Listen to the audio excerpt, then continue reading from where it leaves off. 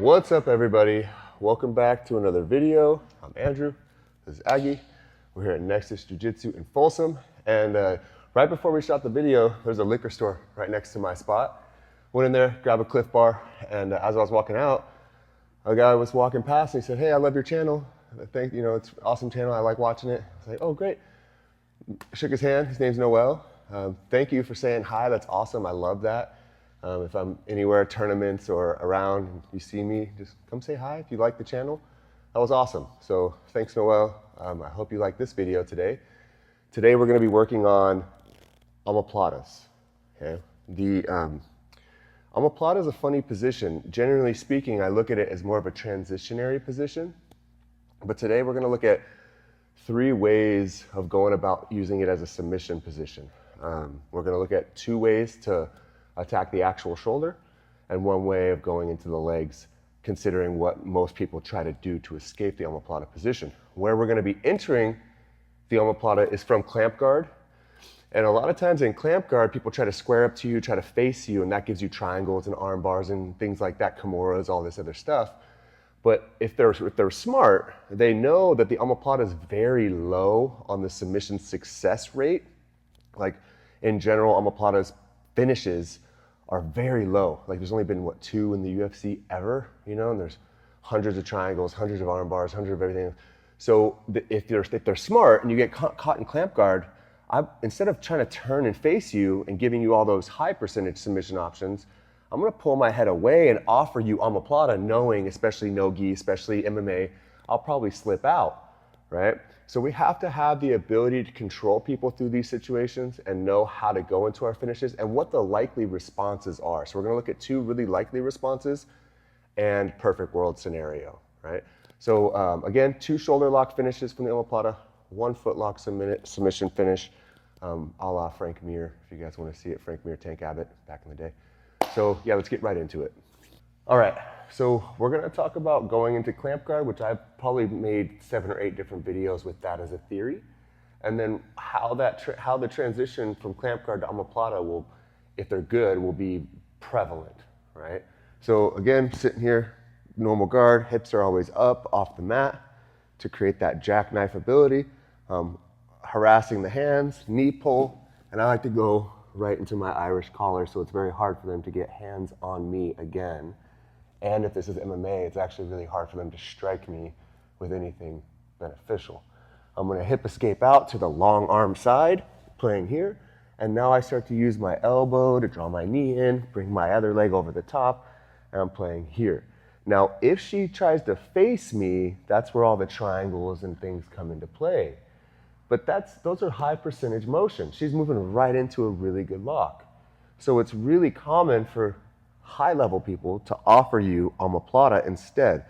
So they'll pull their head away from me. As they're pulling their head away, they kind of put me in this type of position where now I'm losing everything. So what I'm gonna do here is drop my foot in front of their face and press my thigh down on their shoulder. You see that? So now here, pressing this thigh down and kind of elongating this leg, I'm not going to do this. I'm definitely not going to lock a triangle yet. I'm going to press down, and now when she tries to posture to lift me up, she's got to lift my whole body weight. It feels really heavy. If I was like this, she'd be able to lift her head up and pick me up and start, oops, sorry, get kicked to the face, start passing and things of that nature. So what I want to do is drop the inside of my thigh on her shoulder, heavy, boom, down, pinching here, okay? And now, obviously, for Omoplata, perfect world, I want to sit up, control the hips, don't let them roll out, etc.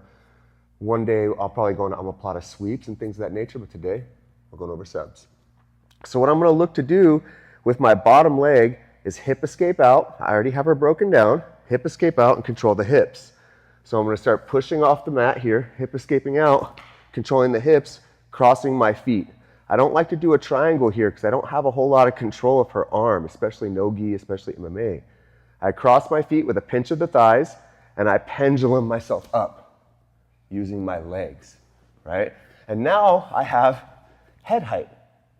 I have her shoulder broken down. She's in a weakened state, a weakened position, and I have control of the hips. So from here, what I like to do, when I learned this as a kid, we use this hand to break people down. I don't think that's as beneficial. I don't want to break her down by moving laterally. I want to break her down by moving in a circle around her head, okay? We're going to change the angle here real quick. All right, so I'm playing here, okay? I have my omoplata, I'm controlling the hips. Again, I want to work in a circle around her head. I don't want to just work laterally from her. So what I like to do here is I switch my hands. I go here. Right now I have right hand on the mat, left hand on her. I'm going to switch that to left hand on the mat, right hand on her hips. Playing right here, getting that, there's a nice handle right there, right on the hip. Okay, that's what I'm looking for. And now I'm going to scoot my hips around their head, not away from them laterally. Okay, so as I scoot my hips around the head, I pull the hips to me. Scoot, pull, look. And that breaks them down. There's a lot of weight down on her shoulder right now. This is where I can go into my omoplata finishes, okay, normal omoplata finish. Now I'm going to cover the hips again here, and here is a good trick for you guys. So often I see people want to pull this elbow up to them, right? And I think that that's suboptimal. Counterintuitive to the motion, I want to push this elbow down to the mat. So, and she'll react, you'll see this. When I push the elbow down to the mat, it actually creates the submission pressure already because it's putting tension on all the tendons inside the shoulder, right? When you pull it up, you're bringing the elbow closer to their body, you're bringing the elbow into a more neutral position for her tendons. When I press it down, it's moving it out and away from the body, right? And creating this type of Kimura pressure tension instead of this, right? So I push the elbow down and scoot towards the elbow here. And I have her wrist nice and tucked with my belly, so I'm good. I'm not concerned, and she can't pull it out right now anyway. She's not in a position of power. This is where I get mean, okay? You have 2 to 3 main options. Hands on the mat, don't do that. Power half, that's cool. This one's the best. Cross face, here. Ooh, right? I'm gonna pull myself up using her head, yeah? I'm not gonna do it now because it's just brutal, but imagine I go here and I pull myself up using her head and her face. Oof, that's my goal. Now, I'm gonna give her a little break. Now, when I go to finish the omoplata, common thought is I just come up and bring my hips forward. And that's pretty good. That's pretty good. That'll finish most people. But really, what I think about is I want to touch this knee to the mat by her ear, this knee on the other side of her head. So I want to end up straddling her head, okay? So what I'm going to do, I'm going to show you the submission and see where she taps. She has pretty flexible shoulders, okay? So we're going to see where she taps. Most of you guys out there are not going to be nearly as flexible as her shoulders. And then I'm going to show you how much more I have to go, right? So I think she'll probably tap around 20%, and then I have 80 more percent, okay? So we're here, okay? You good? Yeah. I push the elbow down, okay? I get my power half or my cross face, whatever it is, and now I'm gonna bring this knee to the mat here. So look, I come up, she's tapping there. She's tapping right here. Now look, I can go all the way there, Okay, imagine her hand being all the way over here by her left ear. That's what it would end up being. Okay, let's check that out from a different angle. Okay, so we're playing from the guard. I'm gonna work into my clamp. Hips are up off the mat. I'm active here, bringing them forward. Irish collar, hip escaping out, climbing my legs high. Now I feel them pulling away, right? I drop my leg over the shoulder, pinching down. I hip escape out with the bottom leg, looking to control the hips as early as I can. Cross feet, pendulum up, playing here. Okay? I switch. Hip escape around their head, pull. Hip escape around their head, pull. There's the breakdown. Now from here, I go back over, controlling, pushing their elbow down to the mat. Yeah? Either hands on the mat, power half, or a great crossface. I pull my hips up and rotate my knee towards the mat. You see that rotation? This is important. Up, rotate. Okay? Again, she's tapping at about 15% of the motion, right? It's really, really brutal. So if you want to omoplata those flexible guys, this is important, the finishing process, right? So try that out, add it in.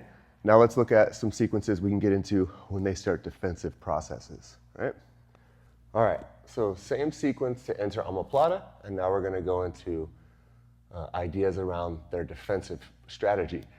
What you'll find is most people try to front roll first. If you stop their front roll, they're gonna try to step around your body, they're gonna try to lift you up, they're gonna try to do a bunch of different things, but they're all pretty measurable and pretty predictable, right? With good guys who want to stay on top, especially wrestlers, one of the first things they'll try to do is step over your body, right? And that's where you can get into the Frank Mir, Tank Abbott, omoplata toe hold, which I've broken a lot of people's feet and ankles with this, like explode them even on accident, just because the orientation of the position is so powerful. When they're stepping over, they're worried about omoplata. They don't think to tap to that toe hold, and it's really gnarly, all right? So same sequence, playing my clamp guard entries off of Irish collar, going here, they're pulling away, boom, pinching down, and I'm looking to go here to start sitting up, but they beat me. They start stepping over here. Now, if she's able to step over both legs and go around, she's gonna pass my guard, right? Okay, so now my guard's passed. Now I'm in trouble, all because I shot an omoplata and didn't stop her, didn't catch her, okay? So we're getting into the omoplata, right? And as I'm pinching down, I'm looking to hip escape out to catch the hips. She's stepping over. I'm gonna look to catch this foot here, okay? I like to do it when their knee is on the opposite side of my body, almost as if they stepped all the way through. Trying to do it from here is a little funny, okay? So as they step through, I'm catching that foot, and I'm gonna go for my toe hold. I can keep their knee here, like block it, so they can't come all the way through for a second before I get to the motion. In this situation, I like to triangle my feet so I can really lock in their ankle, or their arm, and I'll do a little hip escape out so I can face them a little bit. And now to finish this toe hold, what's important is that I get my arm really deep around her ankle. This is not gonna work. So I bring this arm deep around the ankle, lock my hands, use my head on my hands, and finish with that toe hold, all right? We'll look at it from a different angle so you can see all the finishing aspects, okay?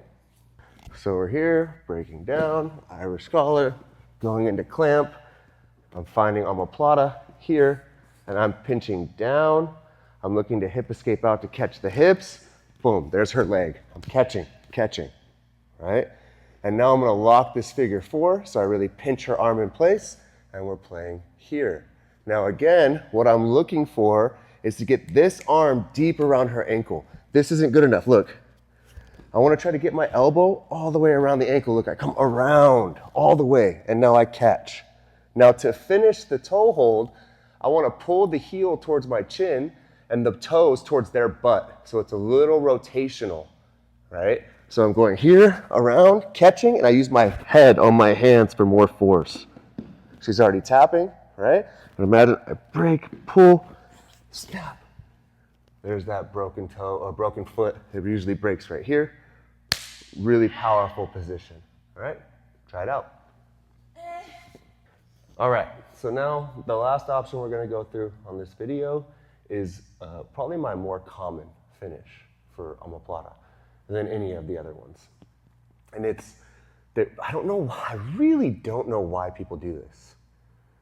I say this a lot in my videos.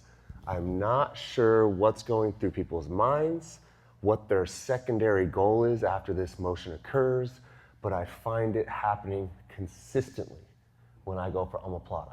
Okay? They turn, sit their butt near me, and try to pick me up. And I don't know why, but it's one of my more common and one of my favorite omoplata finishes. I actually learned it from Kashin and Samir Chantry when I used to train with them over at Kaio's back in the day. Those are the boys right there. All right, so we're getting into it. Boom, same deal. Bada bing, bada boom. Looking good, everything's solid. She turns, sits, and starts lifting me up. I don't know what people are thinking here, why they're doing it, but when they do, they almost always forget this arm exists, right? So I just look to hook this arm and control this arm here. And now they're stuck. Now they couldn't go back to their knees if they wanted. Now I need to start finishing this arm, right? So I let go of the figure four, put this foot on the mat, and I hip escape away from them. Hip escape away. You see how it's taking her elbow away from her body? Cranking the shoulder. Hip escape away. Hip escape away. And there's the tap right there, right? Again, she's flexible, so I go far. Most of you aren't gonna get that far. I'm not very flexible with my shoulder, so if someone could get me there, I won't be able to go quite that far, right? It'll be maybe one hip escape, and I'll be in trouble. I'll be tapping out. So again, I'm not sure what people are doing, why they're doing it, but they'll turn, sit, and try to pick you up, and they'll be just here, right? Catch this arm, now they're stuck in this funny little, almost straitjacket position. Pretty easy to finish out the move. Let's look at it from a different angle. Okay, so again, here I am working into the position, working towards that omoplata. Everybody thinks I look really cool. I'm doing everything right. I start hip escaping out, trying to get to control her hips. She turns and sits and starts lifting. I go here, boom, right away, controlling. In the gi, sometimes you can get like collar chokes from here as well. I would hip escape and bring this knee down and inside first, but we don't need to think about that for no gi. You can do rear chokes as well, but you gotta be kind of longer. I don't really get that often, but I'm here controlling this arm. This foot goes to the mat, and then I hip escape, hip escape, hip escape.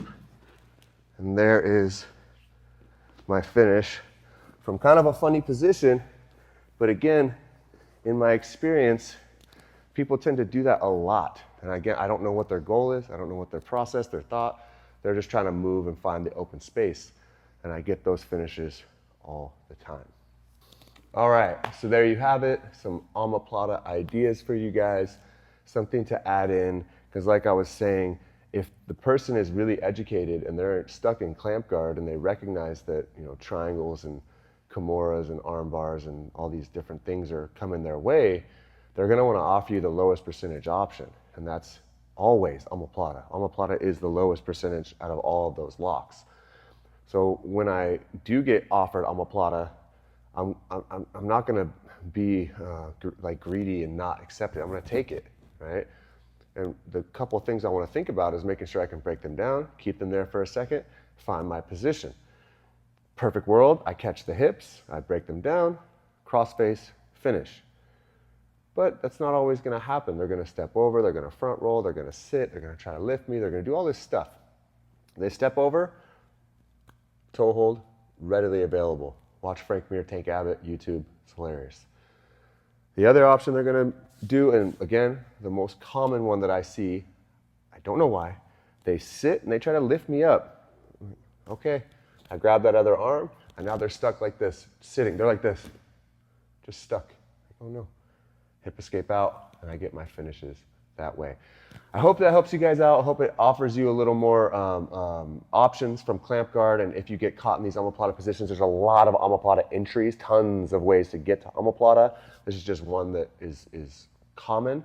And if you get there, you got to have options and ideas for finishing. So I hope this adds to your repertoire, your game, and I hope you have success with it. Let me know how it goes. If you want to see anything in the future, write it down in the comments. Like, subscribe, hit the notification bell so you can know when more videos are coming out. Join the team. Thanks again, Noel, for stopping by saying hi. I'm Andrew, Zaggy. We're here at Next Jiu-Jitsu. Try it out.